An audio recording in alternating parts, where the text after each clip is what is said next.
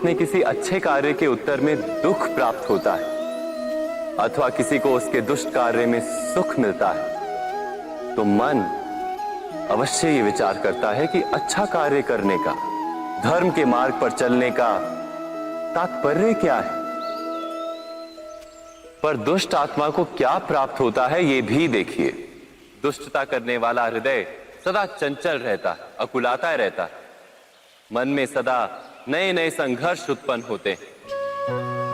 अविश्वास उसे जीवन भर दौड़ाता है। क्या ये सुख है?